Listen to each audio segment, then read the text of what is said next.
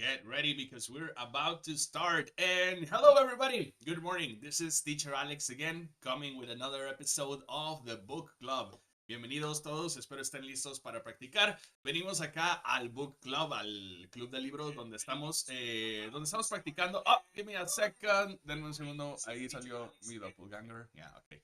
So, where we're reading Deep Work. Este libro tan valioso de Newport. Newport, maybe you've heard about him. A lo mejor lo han visto en una Tech Talk, en algún TikToks, wherever. But he's very famous. He's a person that advocates for focusing. Una persona que defiende todo esto de el enfoque, de trabajar de manera concentrada, de manera intencional. And we're with him. Yeah, we agree with him mostly. We're reading here his book, Deep Work. And we're giving some English tips as well as practicing our pronunciation. You know, as an expert English teacher, I know where most of my students make mistakes. Ya sé dónde cometen errores mis estudiantes. Entonces, cuando veamos palabras, frases como estas, we're going to stop, we're going to focus. Vamos a detenernos, vamos a enfocarnos y vamos a practicar nuestro inglés. Reading is absolutely the best exercise to improve your vocabulary. If you also want to improve your speaking and listening, well, then I recommend you read as you listen to the audiobook. Hay muchas opciones de audiolibros, a lo mejor ya en el dominio público or stuff like that. Right here on YouTube, por acá en YouTube, que ustedes pueden encontrar. Pueden tocar estos audiolibros a doble de velocidad, 1.5 speed if you feel like you don't have time, si sienten que no tienen tiempo. But really, I'm being honest. If you can pick up a book and start progressing, going through it, in English, of course, you'll notice your progress. Vas a notar tu progreso, vas a notar cómo te sientes más confiado en el inglés, right? So that's what I want us to do. I want us to start reading. Empecemos a leer por nuestra cuenta. Here, we're reading Deep Work. Vamos ya por el capítulo 5, yeah? I think this is episode 5, yeah? Estructuras y métricas para enfocarte. But, there's a caveat. I think we're only going to cover half a chapter today. Creo que el día de hoy solamente vamos a cubrir medio capítulo o a lo mejor un tercio del capítulo, porque vamos a empezar con las reglas. We're about to start with the rules for deep work, and they are kind of long. Paul Newport has a lot to say about this. Tiene mucho que contarnos el autor sobre sus reglas. So, why don't we get started? ¿Por qué no vamos comenzando ya mejor de una vez? Vamos a darle tiempo al tiempo. This is a long rule. So, let's begin with the first half. Comencemos con la primera mitad de la regla número 1. Welcome to the Book Club. Bienvenidos al Book Club. If you want to participate, si quieren participar, pueden usar el chat de YouTube or right here, acá vemos en la ventanita el chat de la comunidad de Ser Senior Developer. La comunidad está súper buena porque ahí, aparte de poder participar en el chat de los lives, Book Club and Coffee Talk, you also get all the latest announcements and material for the Talk Club. Este ejercicio que tuvimos ayer, cada martes y jueves tenemos Talk Club, un ejercicio donde practicamos durante una hora. Es completamente gratis, abierto a todo el público. Si tú estás buscando cómo poner en práctica todas esas horas que pones en Duolingo, todo ese vocabulario que aprendes con flashcards, the Talk Club, Tuesdays and Thursdays, 6 p.m. Mexico time, is the place for you. There's a gathering of people that work with technology, and we talk about topics related with technology, of course. Just yesterday, we were talking about onboarding a new teammate, showing them the ropes, the documentation, all of that. So if you don't want to miss practice that pertains to your career, que es concerniente a tu carrera, nos vemos cada martes y jueves en el Talk Club. Y si quieres el link, bueno, tienes que unirte a la comunidad de WhatsApp. Por ahí es donde pongo el link actualizado. Recientemente cambió, right? So don't forget to join the community. Únanse a la comunidad de WhatsApp. Y ahí nos vemos en práctica. Follow me, send me a personal message, mándenme un mensaje personal, ya sea por Instagram, LinkedIn. LinkedIn es la red social donde más presencia tengo, ¿no? Chequen allá LinkedIn. Or my website, of course, seniordeveloper.com, que aparece acá en el fondo de la pantalla, right? Y ya que andamos en eso, subscribe to this channel so we can keep bringing more episodes, para seguir trayendo más episodios, right? Disclaimer. Perdónenme por mi ausencia. Las últimas 2 semanas, I've been updating a little bit of my workflow. I'm actually streaming from a Linux computer today. Yeah, so hopefully everything goes well. Ojalá que esté bien configurada, que el GPU está haciendo la chamba del GPU y no el CPU. I think it's gonna be fine, but well, all right. Por eso llego un poquito tarde. But let's get started. Let's go with rule number 1. Work deeply. Hay que trabajar a profundidad. Soon after I met David Duane for a drink at DuPont Circle Bar, he brought up the eudaimonia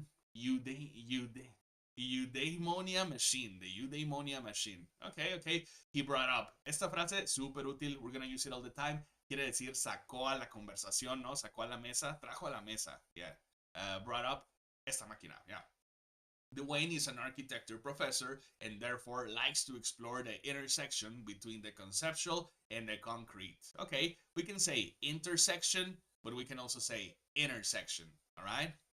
Practiquemos ambas en casa. Intersection, intersection. Yeah, the intersection between the conceptual and the concrete.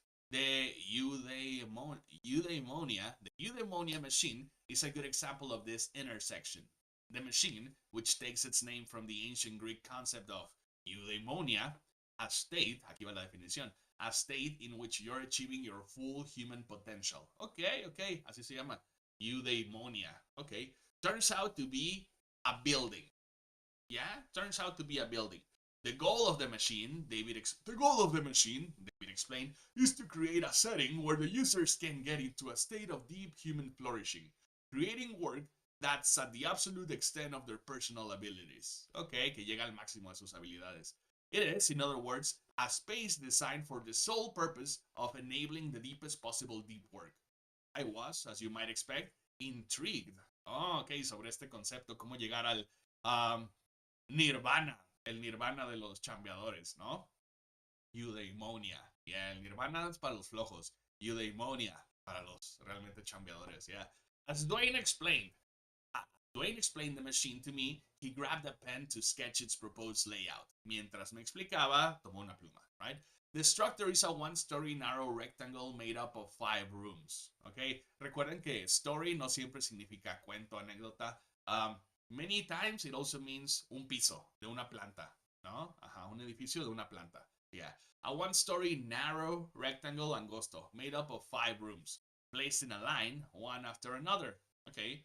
There's no shared hallway. You have to pass through one room to get to the next. As Dwayne explains, the lack of circulation is critical because it doesn't allow you to bypass any of the spaces as you get deeper into the machine. Okay? Esta máquina parece como un apartamento, right? Let's see. The first room you enter when coming off the street is called the gallery. In Dwayne's plan, this room would contain examples of deep work produced in the building. It's meant to inspire users of the machine, creating a culture of healthy stress and peer pressure. Oh, interesting. It's meant to inspire. Tiene la intención de inspirar, right? Con una cultura de estrés saludable y presión social, peer pressure, presión de tus compañeros. This is a very useful word, super útil. We can say colleagues, we can say teammates, we can say peers también. Es otra palabra para compañeros, okay? Peer, alguien de tu mismo nivel, it's your peer. Alguien que está en tu, en tu rango de pago, por ejemplo, it's your peer. As you leave the gallery, you next enter the salon. In here, Dwayne imagines access to high-quality coffee and perhaps even a full bar. There are also couches and Wi-Fi.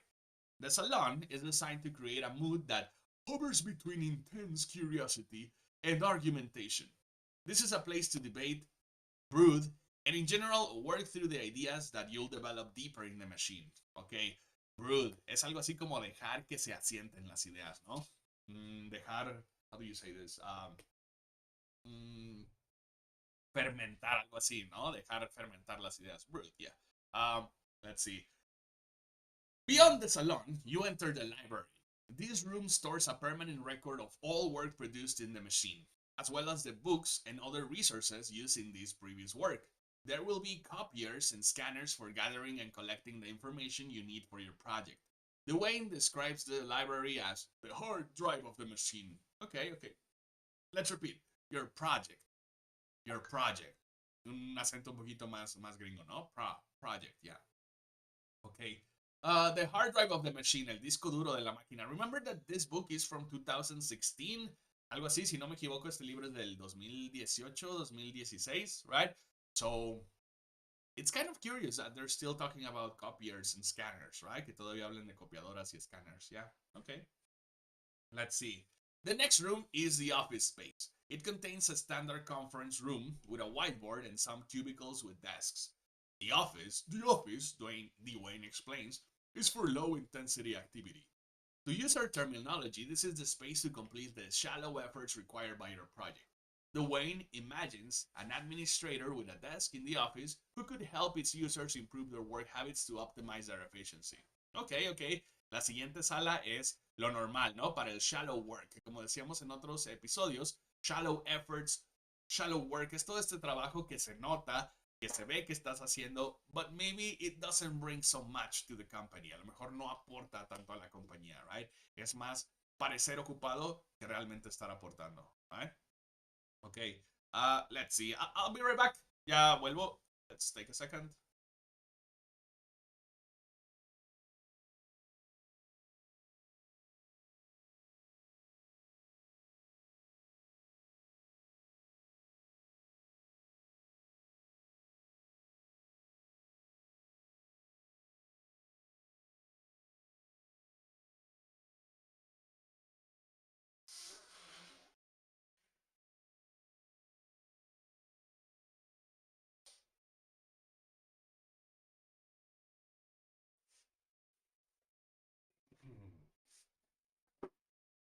And I'm back. Um, Sorry for that. This winter weather is getting to me, right? I needed to blow my nose, but let's continue. So this brings us to the final room of the machine, a collection of what Dwayne calls deep work chambers. He adopted the term deep work from my articles on the topic. Each chamber, cada cuarto, cada recámara, ¿no? Each chamber is conceived to be 6 by 10 feet and protected by thick soundproof walls, okay? Yes, right? ¿Cuántos son? Creo que son 2 metros por, I don't know, 2 metros por 3. Yeah, tell me in the comments, síganme en los comentarios. Google, ¿cuánto es 6 feet by 10? Um, Protected by thick soundproof walls, gruesas paredes a prueba de ruido, right? The Wayne plans call, what? The Wayne's plans call for 18 inches of insulation. Yeah, su plan requiere, este call, aparte de llamada, puede ser requerir, ¿no? Requiere 18 pulgadas de insulation, de separación, ¿no?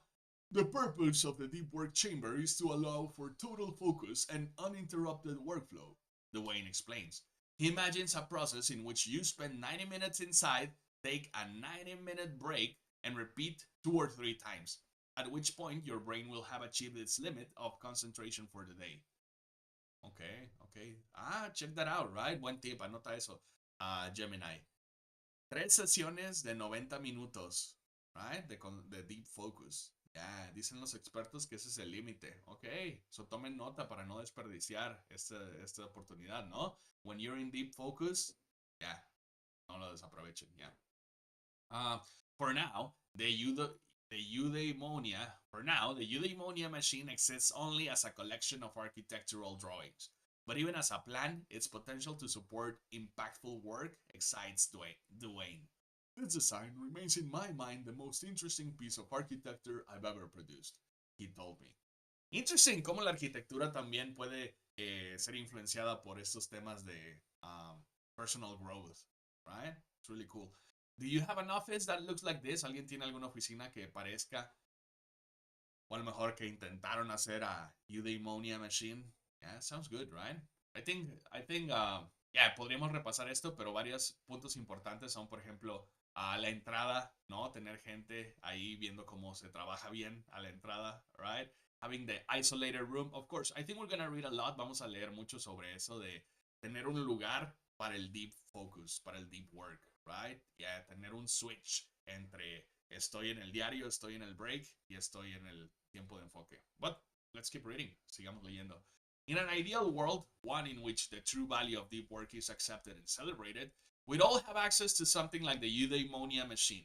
Perhaps not David Dwayne's exact design, but more generally speaking, a work environment and culture designed to help us extract as much value as possible from our brains.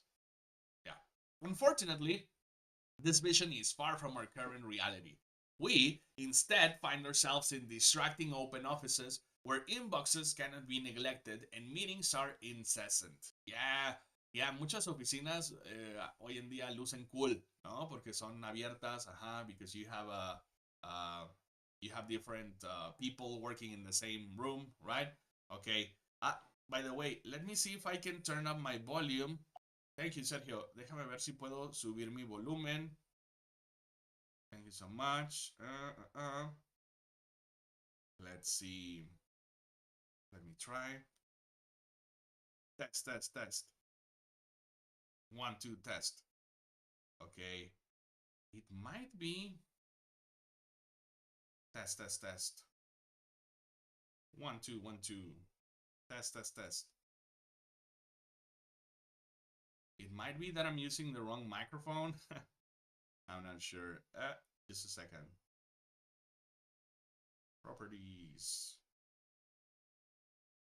Thank you for the input. Like I was telling you, I'm in a new machine right now. I'm using Linux, so there are a lot of things to learn. Okay. I think I'll have to do it with the hardware. Let's see if I don't mess up.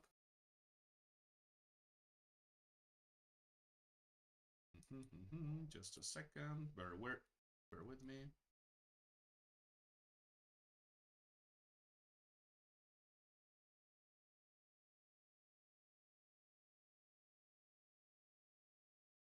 Test, test, test.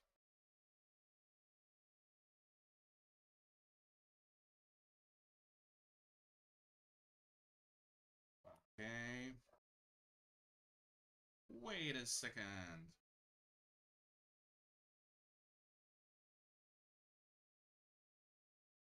Trying to raise the volume a little bit.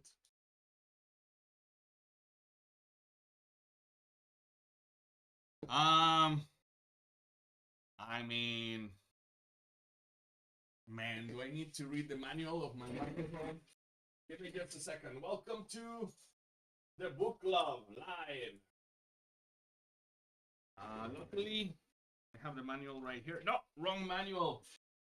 Okay, so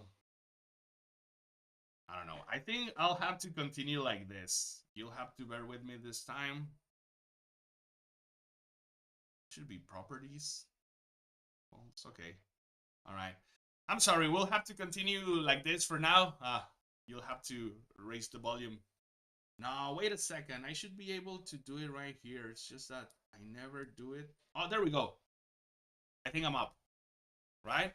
Creo que ya debe haber subido mi volumen. Okay. Thank you, Sergio. Yeah, for the recommendation. Let's see. So where were we? We were talking about open offices. Yeah, they look really nice, very modern, but for some people, they're just a distraction, right? Where inboxes cannot be neglected, no pueden ser ignorados, and meetings are incessant, una tras otra, todo el tiempo, yeah. A setting where colleagues would rather you respond quickly to their latest email than produce the best possible results. As a reader of this book, in other words, you're a disciple of depth in a shallow world. A disciple. Let's repeat. A disciple. Un discípulo. Right? Ok. Entonces dice que en la oficina es más valioso responder rápido el email más reciente than producing the best possible results. Right? One of the dilemmas we're encountering. This rule, the first of 4 such rules in part 2 for this book, is designed, la primera de, ¿cuántas? De 4 en esta parte 2 del libro, is designed to reduce this conflict. You might not have access to your own eudaimonia machine, but the strategies that follow will help you simulate its effects in your otherwise distracted professional life. Yeah, de lo contrario, en tu, de otra manera, vida profesional distraída. Right? De lo contrario, otherwise, de otra manera. O sea que si no fuera por esto, totalmente distraídos, ¿no? Let's continue. They'll show you how to transform deep work from an aspiration into a regular and significant part of your daily schedule. Rules 2 through 4, de la 2 a la 4, will then help you get the most out of this deep work habit by presenting, among other things, strategies for training your concentration ability and fighting back encroaching distractions. Okay, make the most or get the most out of quiere decir sacarle provecho, sacarle ventaja. Important reminder, right? A veces cuando decimos take advantage of something, puede sonar un poco gandalla, ¿no? Ventajoso. Yeah, take advantage of an accident. sounds bad, suena mal. But if we say, get the most out of an accident, a lo mejor aprendiste la lección de algo que le pasó a un amigo, ¿no? No me va a pasar a mí. Yeah, get the most out of. Yeah, okay. Let's see. Encroaching. ¿Qué quiere decir encroaching distractions? Quiere decir como que acechan, que cada vez abarcan más y más espacio, ¿no? Las distracciones cada vez abarcan más y más de nuestro tiempo. Yeah. So let's continue. Before proceeding to these strategies, however, I want to first address a question that might be nagging you, que te ha de estar molestando. Nagging también puede ser regañar, cuando alguien está regañe y regañe repitiendo lo mismo, ¿no? That might be nagging you. Te debe estar ahí fregando in the back of your mind, yeah. This is the question. Why do we need such involved interventions? Put another way, dicho de otro modo. Put another way. Once you accept that deep work is valuable, isn't it enough to just start doing more of it? Yeah. Ok, una vez que se acepta que es valioso, ¿no basta con hacer más deep work? Do we really need something as complicated as the eudaimonia machine or its equivalent? For something as simple as remembering to concentrate more often? Yeah, suena como mucho trabajo, right? Yeah. Unfortunately, when it comes to replacing distraction with focus, matters are not so simple. Las cosas no son tan simples. To understand why this is true, let's take a closer look at one of the main obstacles to going deep. The urge to turn your attention towards something more superficial. La urgencia de pasar tu atención a algo más superficial. Right? The urge, yeah. Most people recognize that this urge can complicate efforts to concentrate on hard things, but most underestimate its regularity and strength. Okay, muchos sabemos que esta urgencia, este sentimiento, right, es un obstáculo. But most underestimate, pero la mayoría, yeah, desestiman, yeah, no le dan la importancia a la regularidad y a la fuerza que tiene este sentimiento, este urge, right? Let's continue. Consider a 2012 study led by psychologists Wilhelm Hoffman and Roy Baumeister that outfitted 205 adults que probó, que puso a prueba a 205 adultos, ¿no? With beepers that activated at randomly selected times. Me suena, este experimento me suena, como que lo he escuchado ya. This is the experience sampling method discussed in part 1. Of course, yeah. When the beeper sounded, the subject was asked to pause for a moment to reflect on desires that he or she was currently feeling or had felt in the last 30 minutes. Ok, cuando sonaba, se le invitaba a reflexionar al conejillo de Indias, right? And then answer a set of questions about these desires. After a week, the researchers had gathered more than 7,500 samples. This is super interesting. Eso está súper interesante, right? In English, when we have a number like this, un número como este, 4 digits, 4 dígitos, y los últimos dos son 00, tienes permitido, it is allowed to say 7,500, 7,500. Está medio raro, right? 7,500, but, yeah, that's the way we can do it. 7,500, podemos decir 7,500, 7,500, or 7,500, 7,500 muestras. More than 75,000 samples. Here's a short version of what they found. People fight desires all day long. Yeah? La gente lucha contra sus deseos todo el día. Okay. Yeah. As Baumeister summarized in his subsequent book, Willpower, co-authored with the science writer John Tierney, desire turned out to be the norm, not the exception. Okay, la norma es estar deseando algo, no es la excepción, right? Yeah. The 5 most common desires these subjects fought include el pasado de fight, de pelear, ¿no? Fought. The 5 most common desires these subjects fought include, not surprisingly, eating, sleeping, and sex. But the top 5 list also included desires for taking a break from hard work, checking email and social networking sites, surfing the web, listening to music, or watching television. The lure, la atracción, the lure of the internet and television proved especially strong. The subjects succeeded in resisting these particularly addictive distractions only around half the time. Yeah. I mean, it is a big pull. Sí es bastante fuerte, ¿no? Cómo nos jala todas estas distracciones, social media, TV shows, yeah. I mean, do you think it's something that starts from when we're young, or is it something that we can change? Hopefully we can change it. Let's keep reading. Yeah. These results are bad news for this rule's goal of helping you cultivate a deep work habit.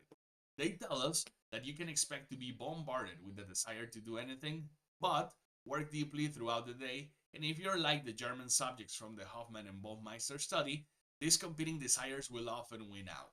You might respond at this point that you will succeed where these subjects failed because you understand the importance of depth and will therefore, y por ende, and will therefore be more rigorous in your will to remain concentrated. Okay. Podrías decir, nah, pues yo ya leí el libro y yo sé la importancia del deep work. A mí no me va a pasar. Pero, this is a noble sentiment. But the decades of research that preceded this study underscore its futility. Como subrayan su inutilidad. Okay, destacan que no sirve de nada. A now voluminous line of inquiry initiated in a series of pioneering papers, also written by Roy Baumeister, has established the following important and at the time unexpected truth about willpower. You have a finite amount of willpower that becomes depleted as you use it. ¿A poco si linterna verde no estaría de acuerdo? But well, let's check it out. You have a finite amount of willpower. Tienes una cantidad finita de fuerza de voluntad que se va terminando mientras la usas. Right? Okay. Interesting. Do you agree? ¿Será cierto? Yeah? Let's think about it. Yeah. What do you think about the Green Lantern? Green Lantern, right? You know, the power of Green Lantern has always been willpower. Es el poder de la voluntad. That's how he conquers fear, right? You have a finite amount. That's why he has to recover it in his lantern. Por eso tiene que recargar en su linterna verde, right? The willpower, la fuerza de voluntad. I recommend Black Lantern. Aprovechando, I recommend Blackest Night, Green Lantern, right? This is a book by Geoff Johns. If you know your DC Comics, Geoff Johns, it's always a guarantee of good comic books, right? Blackest Night, Brightest Day. Yeah, it's a really good vocabulary. You can learn a lot of vocabulary, like willpower. Let's put this to the side. So your will, tu voluntad, your will, in other words, is not a manifestation of your character that you can deploy without limit. It's instead like a muscle that tires, que se cansa. Vamos a repetir todos en casa. Tires, que se cansa. This is why the subjects in the Hoffman and Baumeister study had such a hard time fighting desires. Over time, these distractions drained their finite pool of willpower until they could no longer resist. The same will happen to you, regardless of your intentions, unless, that is, you're smart about your habits. Lo mismo te va a pasar, a menos que seas listo con tus hábitos, dice el autor. This brings me to the motivating idea behind the strategies that follow. The key, okay, aquí viene la motivación. The key to developing a deep work habit is to move beyond good intentions and routines and rituals. Your working life designed to minimize the amount of your limited willpower necessary to transition into and maintain a state of unbroken concentration. Oh my God, such a long sentence. Está larguísima esta oración. La clave es, y suelta la oración más larga del mundo, ¿no? The key to developing a deep work habit is to move beyond good intentions, ir más allá de echarle ganas, ¿no? De las buenas intenciones, ya. And add routines and rituals. Ok, y agregar rutinas y rituales. Ya estamos hablando del calendario y todo eso, ¿no? Excuse me. To your working life. Designed to minimize the amount of your limited... Ok, diseñadas para minimizar la fuerza de voluntad que usas. Porque es una cantidad finita, ¿no? Necessary to transition to and maintain a state of unbroken concentration. Ya. La intención es crear rutinas y rituales que minimicen la necesidad de fuerza de voluntad. Okay? Yeah. If you suddenly decide, for example, in the middle of a distracted afternoon spent web browsing, to switch your attention to a cognitively demanding task, you'll draw heavily from your finite willpower to wrest your attention away from the online shyness. Okay, vamos a leer ese ejemplo otra vez. Yeah. If you suddenly decide, for example, in the middle of a distracted afternoon spent web browsing, okay, si un día de la nada decides cambiar a una tarea que te demande demasiada atención, you'll draw heavily from your finite willpower, vas a sacar recursos vas a sacar muchos recursos de tu canasta de recursos. Eh, ok, ya. Te va a costar mucho trabajo, ya entendí. Ok. If you're watching TV, if you're web browsing, the switch is more difficult. Es lo que nos dice el autor, ¿no? El cambio nos va a costar más willpower, más fuerza de voluntad. Ok. Se nos va a acabar ya. Such attempts will therefore frequently fail. On the other hand, if you deployed smart routines and rituals, perhaps a set time and quiet location used for your deep task each afternoon, you'd require much less willpower to start and keep going. In the long run, you'd therefore succeed with these deep efforts far more often. Okay. Excuse me. So yeah, por el otro lado, yeah. Si ya tenías una rutina, si ya estabas en el horario de no televisión, no social media, right? Yeah, vas a requerir menos fuerza de voluntad para hacer este cambio. De entre estar aburrido, no estar haciendo nada, a ponerse a trabajar. Right? Okay. Yeah, makes sense. Sounds boring. Tiene sentido, suena aburrido, yeah. With this in mind, the 6 strategies that follow can be understood as an arsenal of routines and rituals designed with the science of limited willpower in mind to maximize the amount of deep work you consistently accomplish in your schedule. Okay? Ya diseñadas para eso, para minimizar la fuerza de voluntad y maximizar el deep work. Among other things, they'll ask you to commit to a particular pattern for scheduling this work and develop rituals to sharpen your concentration before starting each session. Some of these strategies will deploy simple heuristics to hijack your brain's motivation center, while others are designed to recharge your willpower reserves at the fastest possible rate. Okay. Let's see. They'll ask you to commit. Te van a pedir estas estrategias que te comprometas, right? To a particular pattern.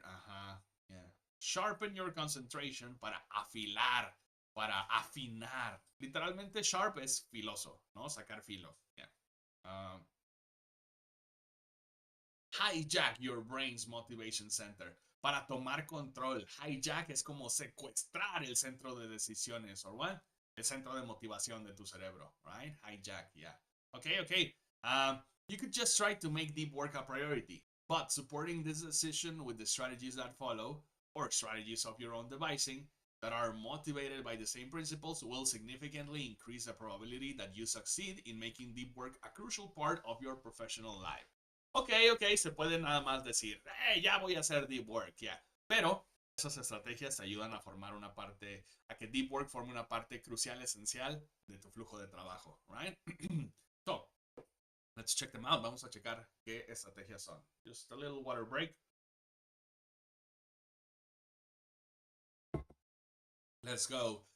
Decide on your depth philosophy. Tu filosofía de profundidad. ¿Cuánta profundidad, right? The famed computer scientist Donald Knott cares. Flashbacks de otro Donald. The famed computer scientist Donald Knott cares about deep work, as he explains on his website. What I do takes long hours of studying and uninterruptible concentration. Okay. Lo que hago toma horas de estudio y concentración ininterrumpida. Uninterruptible. Repeat. Uninterruptible. Okay. A doctoral candidate named Brian Chappell, a doctoral candidate named Brian Chappell, who is a father with a full-time job, also values deep work, as it's the only way he can make progress on his dissertation given his limited time. Chappell told me that his first encounter with the idea of deep work was an emotional moment. Okay, dissertation, this is like la tesis, no, para el doctorado. Yeah, that's why he's a doctoral candidate. Right? Repeat with me, candidate. Candidate. Yeah. Okay. Let's see. I mentioned these examples because although Knott and Chappell agree on the importance of depth, they agree on their philosophies for integrating this depth into their work lives. As I'll detail in the next section, Knott deploys a form of monasticism. What is that? Like a monk, como monasterio? A form of monasticism that prioritizes deep work by trying to eliminate or minimize all other types of work. Okay. Chappell, by contrast, deploys a rhythmic strategy in which he works for the same hours, 5 to 7:30 a.m., every weekday morning without exception, before beginning a workday punctuated by standard distraction. Both approaches work, but not universally. Nut's approach might make sense for someone whose primary professional obligation is to think big thoughts, but if Chappelle adopted a similar rejection of all things shallow, he'd likely lose his job. Yeah, of course, right? So tenemos a Nut que dice, yo elimino todo el shallow work. Y tenemos a Chappelle que dice, yo le doy su horario al shallow work. Because in his line of work, he has to take care of it, right? Tiene que encargarse del shallow work también. Entonces, por eso adoptan, filosofías diferentes. Bueno, vamos a ver tips para encontrar la nuestra. You need your own philosophy for integrating deep work into your professional life. As argued in this rule's introduction, attempting to schedule deep work in an ad hoc fashion is not an effective way to manage your limited willpower. Yeah. Griego, ¿no? Ad hoc, como improvisado, según la situación, como se vaya presentando. Yeah. But this example highlights a general warning about this section. You must be careful to choose a philosophy that fits your specific circumstances, as a mismatch here can derail your deep work habit before it has a chance to solidify. Yeah, can derail, puede descarriar, es como un tren, ¿no? The railroad, derail, puede descarriar el tren. Yeah. This strategy, vamos a conectar todos en casa, this strategy will help you avoid this fate by presenting 4 different depth philosophies that I've seen work exceptionally well in practice. Vamos a ver 4 ejemplos. The goal is to convince you that there are many different ways to integrate deep work into your schedule, and it's therefore worth taking the time to find an approach that makes sense for you. An approach that makes sense for you. Y que por eso vale la pena pensar, analizar y elegir un acercamiento, una metodología que tenga sentido para ti, que funcione con tu flujo de trabajo, right? Let's go with the monastic. ¿Quién era el monje acá? ¿Chappelle? No, not. Not es el monastic, ¿no? Creo que sí significa que se aísla, que separa completamente, ¿no? Vamos a leer. The monastic philosophy of deep work scheduling. Let's return to Donald Knutt. Yeah. He's famous for many innovations in computer science, including notably the development of a rigorous approach to analyzing algorithm performance. Todos repitamos en casa, algorithm performance. Algorithm performance. Among his peers, however, Knutt also maintains an aura of infamy for his approach to electronic communication. If you visit Knutt's website at Stanford with the intention of finding his email address, you'll instead discover the following note. Yeah. Vamos a repetir antes de avanzar. Aura. An aura of infamy. An aura. Se conecta con la N, ¿no? An aura. Okay. Let's see. ¿Qué dice? ¿Qué dice su website? I have been a happy man ever since January 1st, 1990, when I no longer had an email address. I'd used email since about 1975, and it seems to me that 15 years of email is plenty for one lifetime. Email is a wonderful thing for people whose role in life is to be on top of things, but not for me. My role is to be on the bottom of things. What I do takes long hours of studying and uninterruptible concentration. No me roben. Is what he said, right? No me roben, no me taguen. Knutt goes on to acknowledge that he doesn't intend to cut himself off completely from the world. He notes that writing his books require communication with thousands of people and that he wants to be responsive to the questions and comments. His solution? He provides an address, a postal mailing address. He says that his administrative assistant will sort through any letters arriving at that address and put aside those that she thinks are relevant. Anything that's truly urgent, she'll bring to Knutt promptly, and everything else he'll handle in a big batch, once every 3 months or so. Ok, entonces también separa, ¿no? Tiene su momento de contestar correo cada 3 meses, o más o menos. Excuse me. Knutt deploys what I call the monastic philosophy of deep work scheduling. This philosophy attempts to maximize deep efforts by eliminating or radically minimizing shallow obligations. Practitioners of the monastic philosophy tend to have a well-defined and highly valued professional goal that they're pursuing. And the bulk of their professional success comes from doing this one thing exceptionally well. It's this clarity that helps them eliminate the thicket of shallow concerns that tend to trip up those whose value proposition in the working world is more varied. Okay, the thicket quiere decir como los arbustos, right? La maleza. Yeah, that's the word I was looking for. La maleza, literalmente plantas, but figuratively, exceso, ¿no? The thicket of shallow concerns, that tend to trip up. Phrasal verb, trip up quiere decir como tropezar, poner una trampa, que suele obstaculizar, right? Those who value propositions in the working world is more varied. Okay.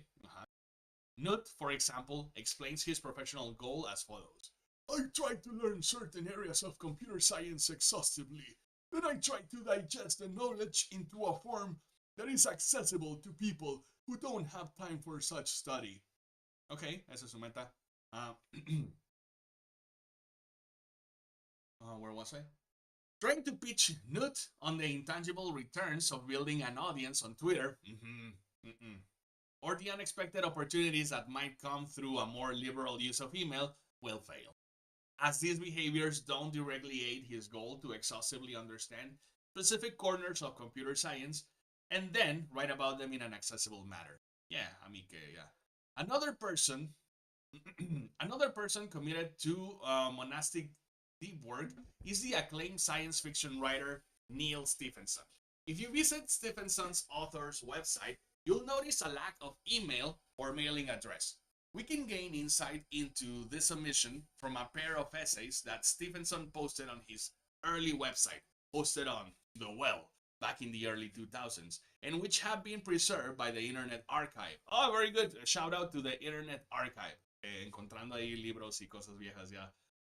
In one such essay, archived in 2003, or 2003, también podemos decir 2003, Stephenson summarizes his communication policy as follows. Vamos a ver.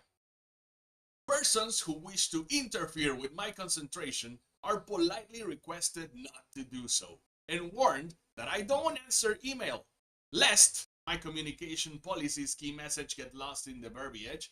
I will put it here succinctly. All of my time and attention are spoken for, several times over. Please do not ask for them. Está bueno, yeah, I like the formality. Lest, I love this word, lest we forget.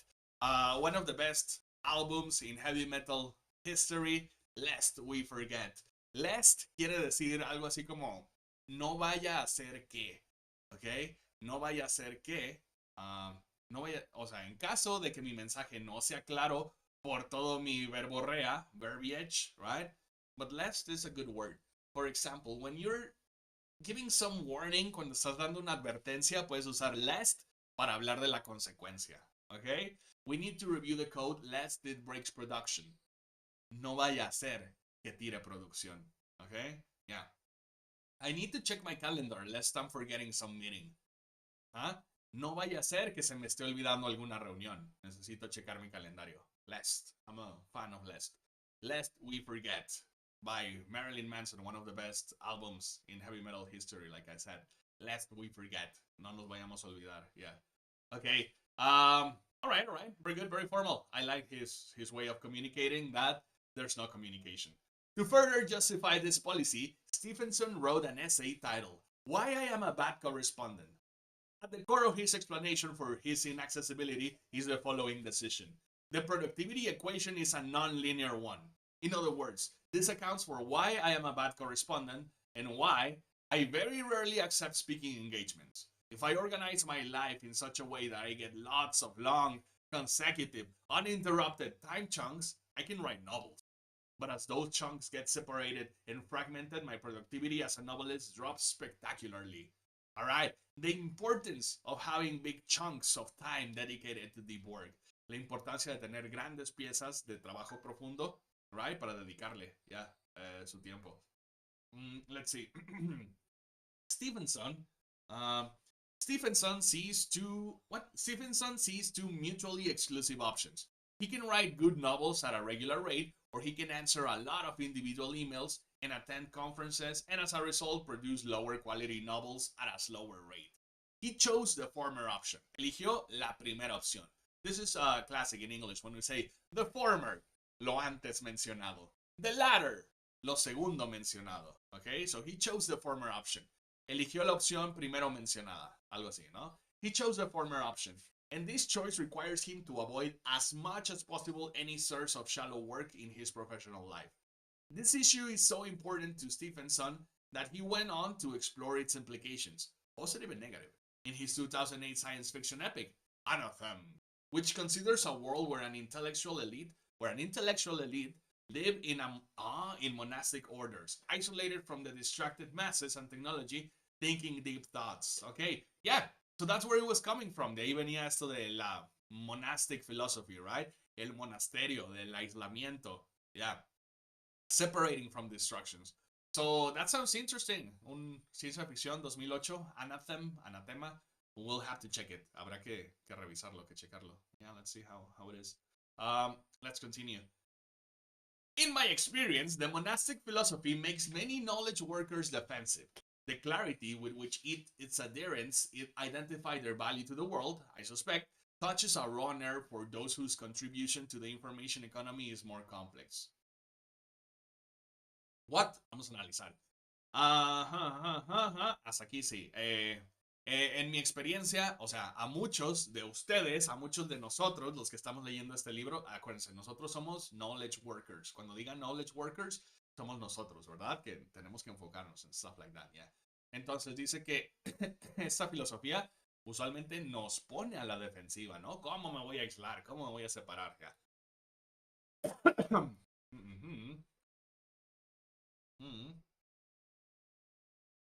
Ok, ¿por qué? Porque toca un nervio sensible.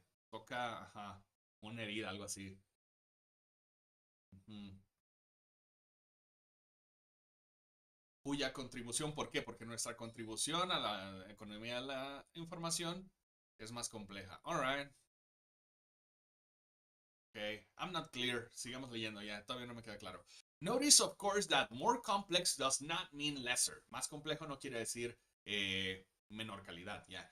A high-level manager, for example, might play a vital role in the functioning of a billion-dollar company, even if she cannot point to something discrete like a completed novel and say, this is what I produced this year.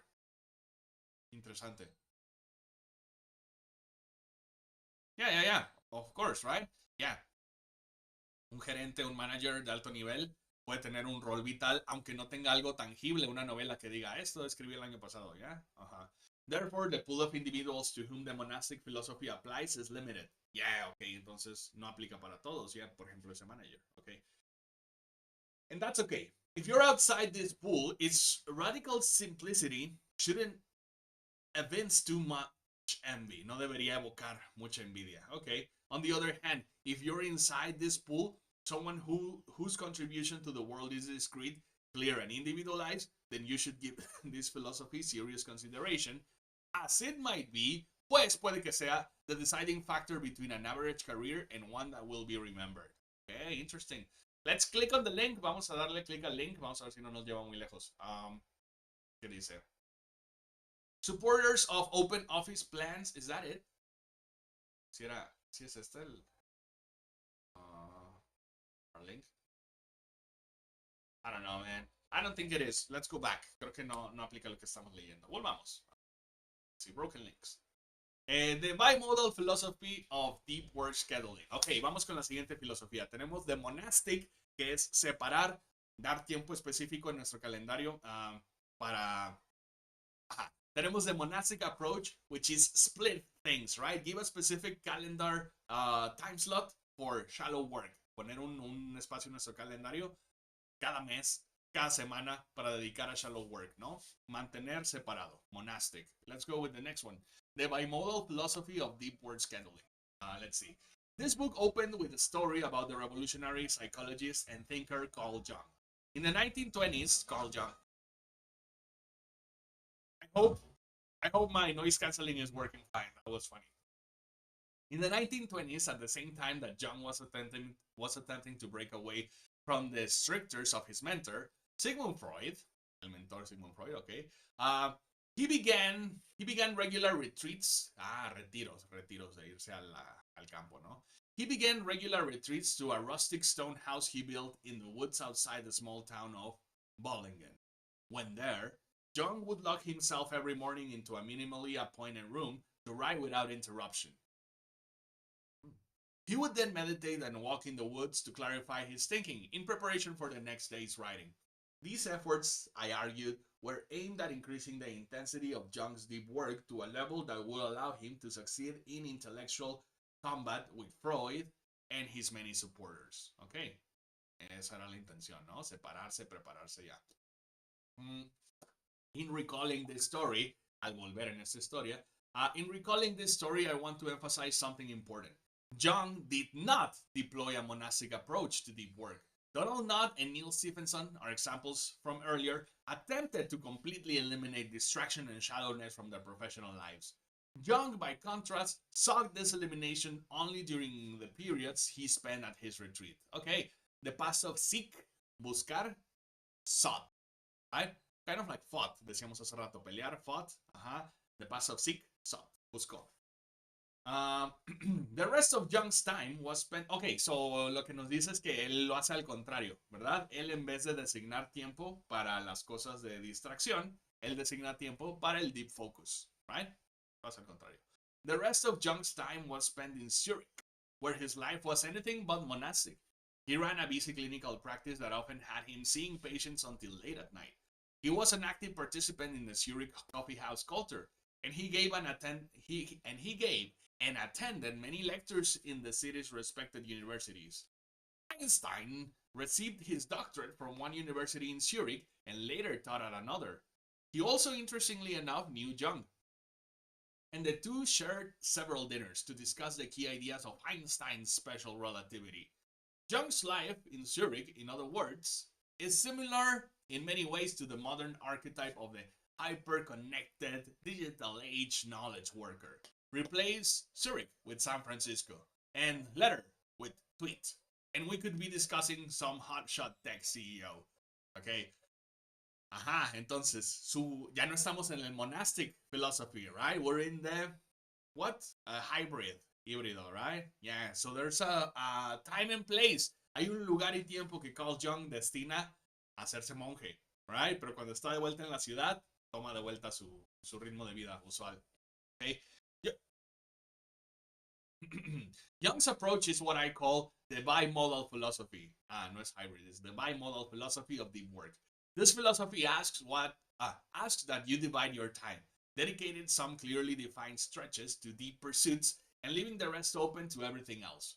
During the deep time, the bimodal worker will act monastically, seeking intense and uninterrupted concentration. During the shallow time, such focus is not prioritized. This division of time between deep and open can happen on multiple scales. Puede suceder a diferentes escalas, ¿no? For example, on the scale of a week, you might dedicate a 4-day weekend to depth. A 4-day weekend, eso me agrada ya. Fin de semana de 4 días, ya. A 4-day weekend to depth and the rest to open time. Similarly, on the scale of a year, you might dedicate one season to contain most of your deep stretches, as many academics do over the summer, or while on sabbatical. Yeah, como hacía el otro señor, ¿no? Que cada mes, cada 3 meses daba tiempo de hacer su shallow work, contestar sus cartas, etc., ¿no? Yeah. The bimodal philosophy believes that deep work can produce extreme productivity, but only if the subject dedicates enough time to such endeavors to reach maximum cognitive intensity. Endeavors, como misiones, ¿no? A esas misiones, yeah. The state in which real breakthroughs occur. Okay, verdaderos descubrimientos, verdadero progreso. Breakthrough, ¿no? Progreso, yeah. This is why the minimum unit of time for deep work in this philosophy tends to be at least 1 full day. Atención, anoten eso, ok. El mínimo de deep work para esta filosofía es un día entero, ok? Yeah. To put aside a few hours in the morning, for example, is too short to count as deep work stretch for an adherent of this approach. Yeah. Es decir, que unas horas en la mañana no cuenta, ¿no? Te falta. Yeah, entonces un día entero, por lo menos un día, yeah. At the same time, the bimodal philosophy is typically deployed by people who cannot succeed in the absence of substantial commitments to non-deep pursuits. Okay, otra vez. Okay. Is deployed by people who cannot succeed, que no pueden tener éxito. Ajá. Ah, ya. Como gente que necesita estar respondiendo todos los correos, todos los mensajes de WhatsApp, right? Maybe salespeople, vendedores, quizá, ¿no? Ya, no puede tener éxito en ese tipo de casos. Sí, porque no puedes dejar de responder a tus clientes un día entero si eres vendedor, right? It depends, yeah. Um, John, for example, needed his clinical practice to Young, for example, needed his clinical practice to pay the bills and the Zurich coffee house scene to stimulate his thinking. The approach of shifting between two modes provides a way to serve both needs well. Ujú, ujú. La ventaja de este método es que se adapta a carreras, profesiones que no permiten el monastic approach, right? To provide a more modern example of the bimodal philosophy in action, we can once again consider Adam Grant, the Wharton Business School professor whose thoughtfulness, cuyo detalle, atención al detalle, whose thoughtfulness about work habits was first introduced in part 1. As you might recall, como pueden recordar, Grant's schedule during his rapid rise through the professorship ranks at Wharton provides a nice bimodality case study. On the scale of the academic year, he stacked his courses into one semester. O sea, daba todos sus cursos en un solo semestre, so that he could focus the other on deep work, para enfocar el otro semestre en deep work, yeah. During these deep semesters, he then applied the bimodal approach on the weekly scale. He would perhaps, recuerden que este would puede ser el hipotético, ¿no? I would like to be that disciplined. Me gustaría ser así de disciplinado. Podemos decir con would, ¿no? I would like, me gustaría. But in this case, this would is more like used to. Es un sustituto para el solía, ¿ok? Solía tomarse un periodo de 2 o 4 días, ¿ok? How do we know? ¿Cómo sabemos la diferencia? Si es un would hipotético o es un would de pasado, de solía. El contexto, right? We're talking about an anecdote. Estamos hablando de una anécdota de lo que le pasaba a este profesor en sus semestres anteriores, right? So sabemos que este would va a ser el solía tomarse un periodo, okay? Excuse me. So let's go.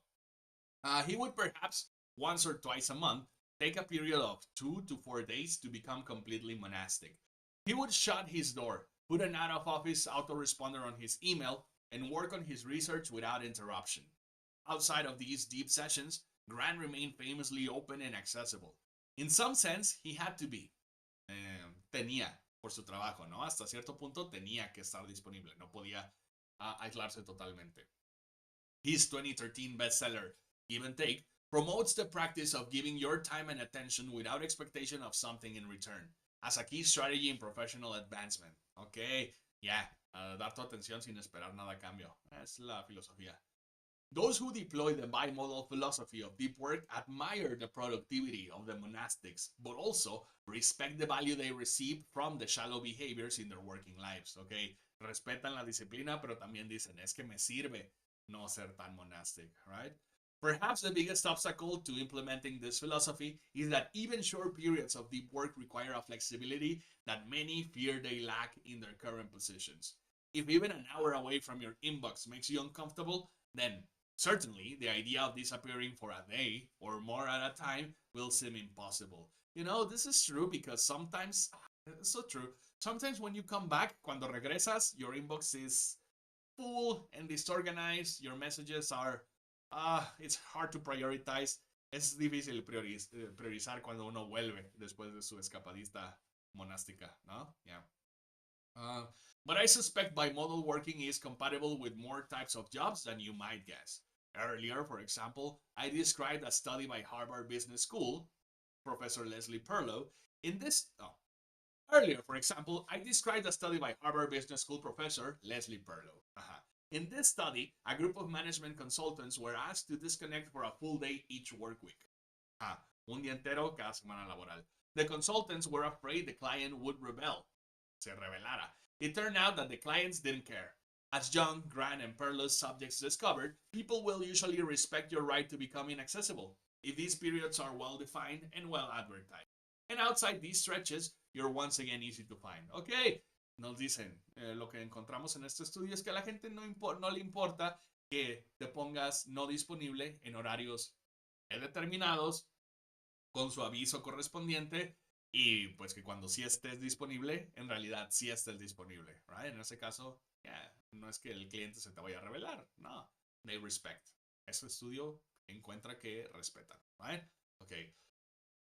We have one more. Tenemos una filosofía más para el día de hoy. And we take a break. Y nos tomamos un descanso. Recuerden que deep work. Oh, let me take a little pause here. Remember that deep work. Que este libro, Deep Work in the Book Club, comes every. Va a seguir viniendo cada semana, los miércoles. We pause for a little. Se pausó un poquito, pero ya estamos de vuelta. Cada miércoles, 9 de la mañana, horario México. MT-6. Por acá nos vemos. Acompáñenme. Y los viernes, a la misma hora, 9:30 AM, tenemos Coffee Talk, where we'll continue learning a little bit about the story, the controversial story. Coffee Talk is more about gossip, es un poquito más de chisme, right? Menos self-help, soft skills, y más el día a día de trabajar con startups, yeah, technology, freelancers, stuff like that. Entonces, si quieren también practicar su inglés, ver vocabulario más casual, los viernes los veo en Coffee Talk, ¿ok? And tomorrow, mañana, como cada jueves, cada martes, tenemos Talk Club. Este ejercicio gratis, abierto, nos vemos en Google Meet. Nos vemos todos los que quieran participar de manera gratuita. Nos organizamos, yo voy a estar ahí como guía. Nos organizamos para poder dividirnos en grupos que más o menos, de acuerdo a mi experiencia, que yo los voy conociendo, más o menos tenemos niveles de inglés similar, de manera que podemos ya sea practicar con alguien de nivel más alto que nos ponga a prueba, de nivel más bajo que podamos darle un tip o dos. The point is that English practice, speaking is necessary. Es necesario, ya sea que estés tomando clases regulares conmigo y que practiquemos gramática, vocabulario, un poquito de speaking, que estés tomando Duolingo o en otra escuela, siempre practicar un poquito más de speaking va a ser la diferencia entre tener la confianza de expresarte al 100% y todavía tener esa duda de que este no es mi lengua principal, right? So if you're looking for a place to practice that is free, that is constant, que es constante, ese book club nunca ha fallado, ¿ok? Every Tuesday and Thursday, cada martes y jueves, puedes ponerlo en tu calendario, puedes formarlo parte de tus buenos hábitos, de tu deep focus. Let's practice together, practiquemos juntos. Toda la información en serseniordeveloper.com, por acá. You can find it on my website, including how to join the Talk Club, incluido cómo mandarme un mensaje personal para incluirte en el grupo de WhatsApp del Talk Club. Ser Senior Developer on Instagram, YouTube. Déjenme un like, por cierto, también. Subscribe. And that's it. Fin de los anuncios. Oh, watch out. Cuidado con los precios del Black Friday. Yeah. StarSeniorDeveloper.com se vienen rebajas. ¿ok? So échenle un ojo, pongan el sitio en favoritos. Because this Friday, este viernes, este fin de semana, empiezan las rebajas. Well, let's continue. Suficientes anuncios. Let's see. The rhythmic, vamos con la última filosofía. The rhythmic philosophy of deep work scheduling. In the early days of Seinfeld's show, hey, Seinfeld! Jerry Seinfeld remained a working comic with a busy tour schedule. It was during this period that a writer and comic named Brad Isaac, who was working open mic nights at the time, right?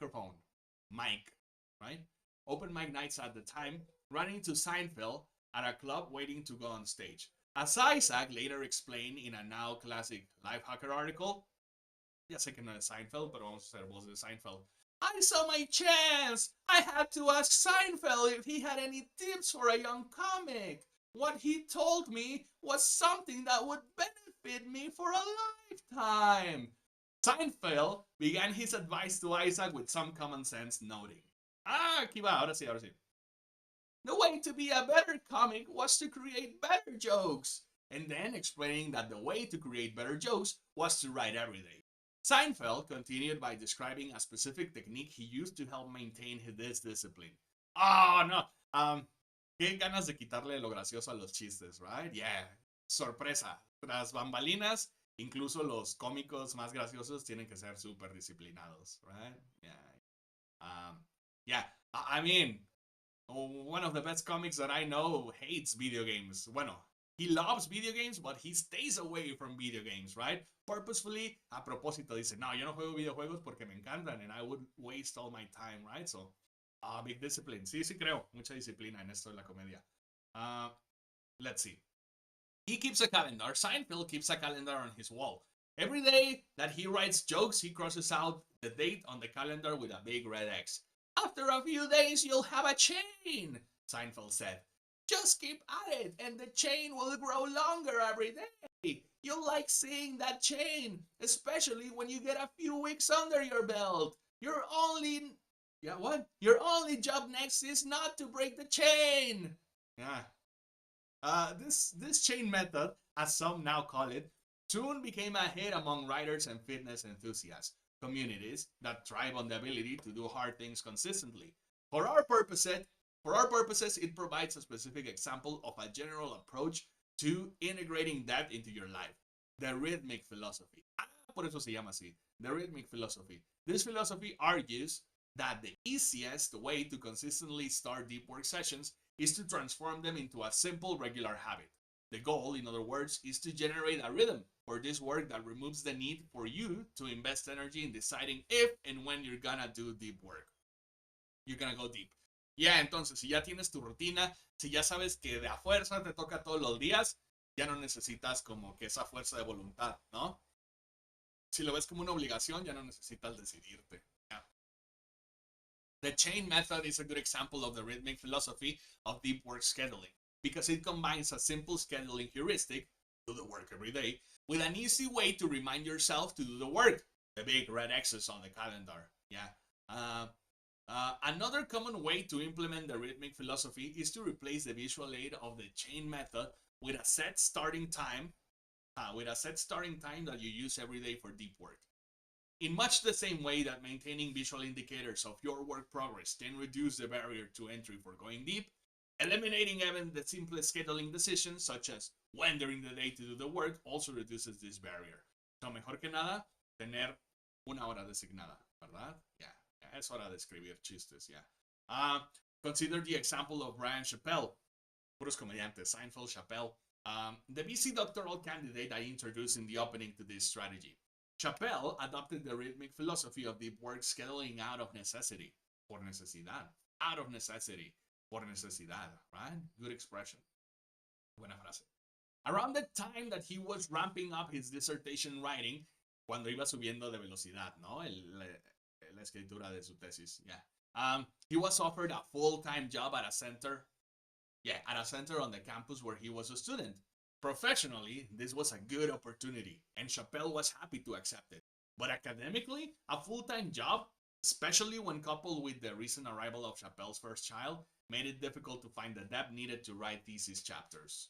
Okay, sí, por necesidad le tocó eso, right? Chappell began by attempting a vague commitment to deep work. Vago, no muy serio. He made a rule that deep work needed to happen in 90-minute chunks. Que como ya leímos, puede que sea un error, ¿no? Recognizing correctly that it takes time to ease into the state of concentration.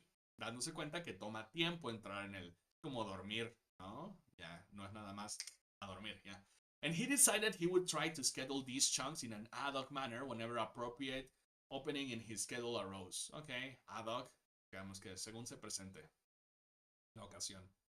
Not surprisingly, this strategy didn't yield much productivity. No rindió, yield es como rendir frutos, no rindió mucha productividad. In a dissertation bootcamp Chappell had attended the year before, he'd managed to produce a full thesis chapter in a single week of rigorous deep work. After he accepted his full-time job, he managed to produce only a single additional chapter in the entire first year he was working. Okay, so look at that, 1 week versus 1 year. It was the glacial writing process during this year that drove Chappell to embrace the rhythmic method. The glacial, like cold, como frío. A ver. He made a rule that he would wake up and start working by 5:30 every morning. He would then work until 7:30. Okay, let's check that. Wake up and start working by 5:30, o sea, 5:30 ya trabajando. 5 para ir al baño y todo eso. 5:30 ya trabajando.